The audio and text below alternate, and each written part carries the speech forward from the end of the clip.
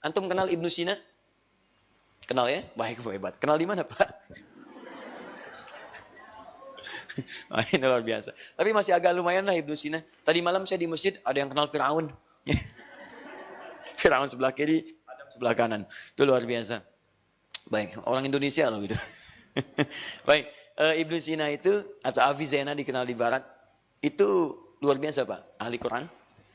Ya, rajin baca Quran, paham tafsir juga, dan senang menggali sesuatu, ya senang eksperimen, dan beliau kemudian mengamati ayat-ayat Quran, sampai dari situ memutuskan untuk belajar kedokteran. Ya setelah menguasai Quran, sudah hafal tafsirnya macam-macamnya, bahkan beliau juga ahli di bidang fisika, yang bukunya nanti akan ditemukan oleh Einstein di kemudian hari. Beliau punya buku Qanun fit Tibb, Kitab Asy-Syifa, termasuk juga nanti Al-Basair.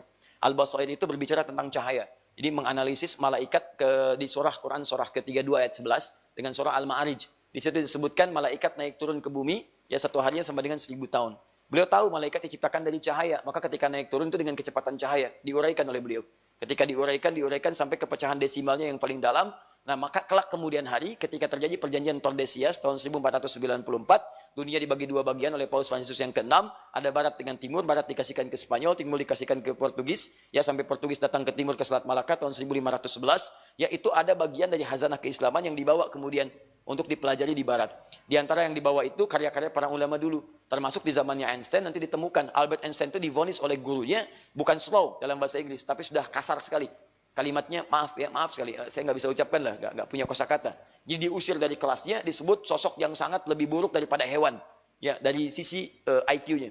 Diusir, ketika diusir, di jalan kemudian sedang berjalan-jalan, observasi menemukan bukunya Ibnu Sina. Ditemukanlah kitab Al-Basair itu. Ya sudah dengan terjemahan tentunya, dibaca, dipahami, jadi pintar, hebat tuh. Baca buku orang Islam, ya yang tulis dengan cukup baik dan ikhlas, jadi pintar. Begitu kemudian itu dikembangkan oleh beliau sampai ditemukan teori MC kuadrat, I sama dengan MC kuadrat. Ya, ini yang dikenal dengan teori relativitas. Nah dulu banyak seperti itu. Ya ulama kita, misal teman-teman waktu di kimia kan ada atom kan. Penemu atom orang sebutkan John Dalton. Bukan John Dalton asalnya. Itu Jabir bin Hayyan.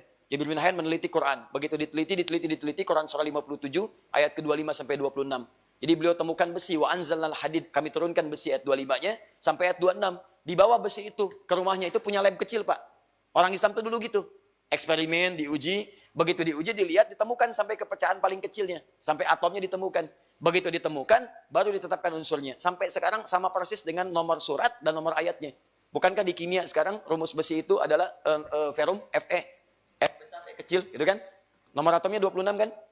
Ya kan? Dan punya 4 isotop kan? Isotop 55, 56, 57, 58. Isotop yang paling stabil bukankah nomor 57? Ya, saya belajar kimia. Ya, saya juga senang mengkaji, saya baca-baca, saya pelajari. Itu nomor isotop paling stabil 57. Coba lihat, surah ke-57, ayat ke-25 sampai 26. Sama persis. Nah, Ibnu Sina kemudian merangkai eksperimen sampai beliau membuat kitab Asy-Syifa, kemudian Al-Qanun fit Tibb. Jadilah beliau analisis di bidang kedokteran. Sampai 16 tahun usianya jadi dokter spesialis. 16 tahun. Dan itu belajar otodidak. Ya, belajar, observasi, sampai kalau Anda buka kitab yang Asy-Syifa, itu tubuh manusia anatominya digambar. Bukan cuma luarnya saja. Jadi misal, ini mata nih, digambarkan matanya. Mata ini larinya kemana, sarafnya kemana, sampai korelasinya dengan roh. Ya, kalau ada orang makannya salah, beredar dengan darah, kemana ini masuknya? Sampai tiba-tiba ke bagian matanya itu terpengaruh, inflash ke mata. Sampai matanya itu melihat yang baik itu nggak bisa lihat. Itu kenapa sebabnya? Itu sampai ke situ, ke bagian paling dalamnya. Itu kitabnya. Ada bagian yang secara fisik namanya Al-Qanun fit Tibb. Sampai sekarang jadi Kapita Selekta di bidang kedokteran. Dijelaskan sampai tumbuhan yang bermanfaat ini. Contoh, anggur itu dibagi dua kata beliau. Ya ada anggur merah. Anggur merah itu kalau dimakan termasuk bagian bijinya itu menguatkan ingatan. Ya tapi kalau Anda makan yang masam-masam, anggur misalnya yang hijau, misal ngambilnya yang masam. Atau apel yang masam, justru itu merusak ingatan. Digambarkan larinya kemana, pengaruhnya apa, kecut itu kemana dampaknya. Itu Ibnu Sina tuh, salah satunya. Nah, maksud saya, itu isyarat itu ditemukan ketika mengobservasi ini, ayat-ayat Quran. Disilahkan. Antum jadi dokter yang kreatif. Observasi lagi, belajar lagi, tanamkan lagi, sampai menemukan hikmah paling dalam di balik penciptaan manusia. Silahkan. Dan ketika Anda mendapatkan itu, jadikan sebagai ibadah untuk berbakti kepada Allah dengan cara menggunakan profesi sesuai dengan ketentuan Allah. Ini bagian pertama.